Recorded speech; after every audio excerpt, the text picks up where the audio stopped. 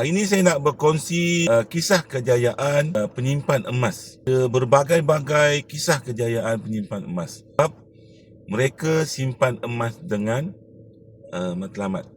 Yang berjaya tunaikan umrah dengan simpan emas. Ada yang gunakan emas bila anak nak sambung belajar. Ada yang lansaikan hutang kereta lebih awal dengan ada simpanan emas. Ada yang beli tanah dengan simpanan emas. Ada yang settlekan pinjaman peribadi dengan simpanan emas. Ada yang gunakan emas ketika terdesak ataupun ketika tiada lagi simpanan duit tunai. Jadi, emas fizikal begini sangat perlu dan sangat penting kepada semua orang simpan untuk matlamat masing-masing. Sebab setiap individu berbeza dari segi matlamat simpanan emas mereka. Jadi kena ingat emas disimpan untuk jangka masa panjang, 2 tahun dan ke atas. Juga emas menjadi pelindung kepada inflasi di masa akan datang. Emas juga dapat mengekalkan nilai duit kita di masa akan datang. Emas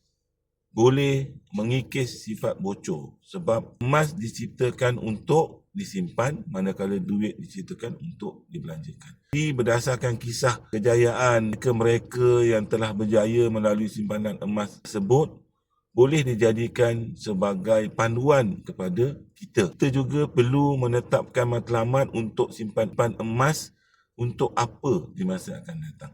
Jadi inilah kegunaan emas. Kalau simpanan emas di public gold boleh dibuat bermula serendah RM100. Inilah kelebihan dia, maknanya dengan seradanya RM100 boleh menyimpan emas di akaun emas gap. Pendaftaran adalah percuma, tidak ada komitmen bulan-bulan, juga patuh syariah. Dan juga boleh dibuat di mana-mana asalkan ada line internet.